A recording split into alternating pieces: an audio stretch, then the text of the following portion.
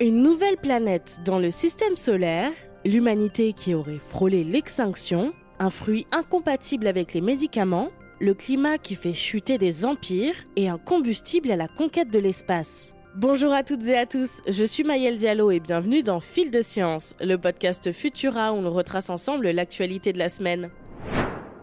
Une équipe de chercheurs basée au Japon a peut-être découvert un nouveau secret dans notre système solaire, une planète inconnue orbitant après Neptune dans la ceinture de Kuiper. Les astronomes ont analysé les données de l'OSOS, ou étude des origines du système solaire externe, et noté l'existence de trajectoires irrégulières dans cette ceinture composée de petits corps qui entourent notre système solaire.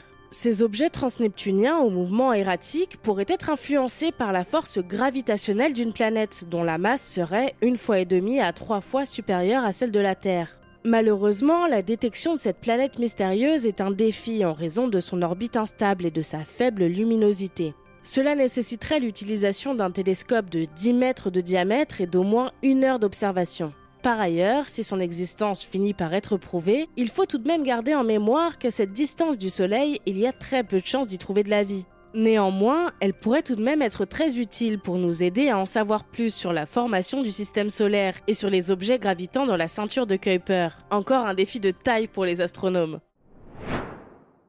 Ces derniers temps, il n'est pas rare d'entendre chez les plus pessimistes d'entre nous que l'humanité court à sa perte. Mais il semblerait que, plus de 900 000 ans en arrière, nos ancêtres aient déjà frôlé l'extinction. Tout commence alors que la Terre entre dans une période appelée transition du Pléistocène moyen, qui se caractérise par un changement fondamental dans la durée des cycles glaciaires. Les périodes glaciaires et interglaciaires sont alors bien plus marquées et bouleversent le climat. L'impact de cette période sur notre espèce a été analysé par une équipe de chercheurs chinois en réalisant des analyses génomiques sur plus de 3000 individus du monde entier. Résultat, la population humaine aurait à l'époque brusquement et dramatiquement chuté de 100 000 individus à 1280 en âge de se reproduire, une perte de près de 99%. Par ailleurs, s'il reste des traces de cette période dans notre génome, cela veut dire que la situation aurait pu perdurer pendant 117 000 ans. Nous portons des traces de ces réductions démographiques, car elles sont liées à une perte de la diversité génétique, que les chercheurs peuvent détecter grâce à de nouveaux outils numériques. Mais si elle paraît bien tragique, cette menace d'extinction aurait également contribué à l'évolution de notre cerveau et à la fusion de 2 chromosomes pour ne former plus que 23 paires, contre 24 chez les grands singes. C'est donc peut-être en traversant des moments incertains que nos ancêtres ont acquis ce petit quelque chose qui nous définit en tant qu'être humain.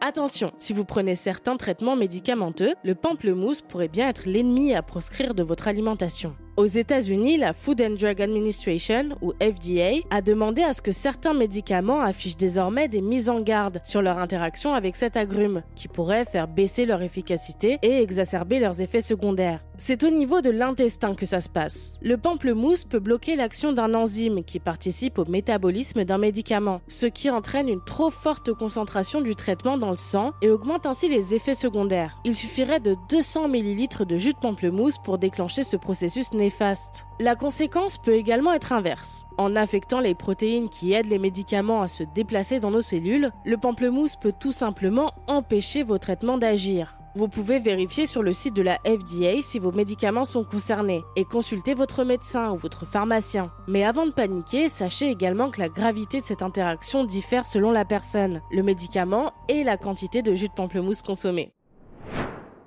Au IXe siècle, le vaste et prospère empire tibétain s'écroule. On attribue cette chute aux conflits politiques et religieux qui gangrénaient le territoire. Mais une nouvelle étude suggère que des facteurs climatiques pourraient également avoir leur part de responsabilité. Des chercheurs ont analysé les sédiments d'un lac tibétain situé à haute altitude pour retracer l'histoire climatique de la région. Entre les années 600 et 800, le climat était plutôt chaud et humide, ce qui favorisait la croissance de l'empire. Mais vers l'an 800, il y a eu un changement climatique marqué, caractérisé par une sécheresse prolongée. Cela a grandement affecté l'agriculture dans la région et entraîné le mécontentement des populations et les tensions qui ont fini par mener à la chute de l'empire.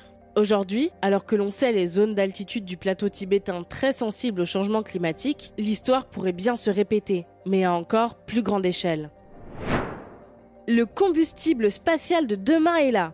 Au Royaume-Uni, des chercheurs ont mis au point le TRISO-fuel, un combustible nucléaire minuscule qui alimentera la future base lunaire Artemis prévue pour 2030. Le TRISO-fuel tire son nom du fait qu'il est un combustible à particules isotropes tristructurales. Il est composé d'uranium, de carbone et d'oxygène, avec 3 couches isolantes. Cette structure lui permet de résister à des pressions énormes et à des températures allant jusqu'à 1600 degrés Celsius, tout en empêchant la libération de produits de fission radioactifs. Le plus impressionnant, c'est sa petite taille. Il ne mesure pas plus qu'une graine de pavot, mais pourrait alimenter un micro-générateur nucléaire de la taille d'une petite voiture. Le TRISO-fuel se prépare à être testé dans les mois à venir, et son potentiel ne se limite pas seulement à la Lune. Les chercheurs envisagent déjà son utilisation sur Terre pour propulser des missions vers Mars, ce qui réduirait considérablement le temps de voyage vers la planète rouge, à seulement 4 à 6 mois. Avec cette innovation, le futur de l'exploration spatiale s'annonce très prometteur. Découvrez plus d'informations à ce sujet et le reste de nos actualités sur Futura.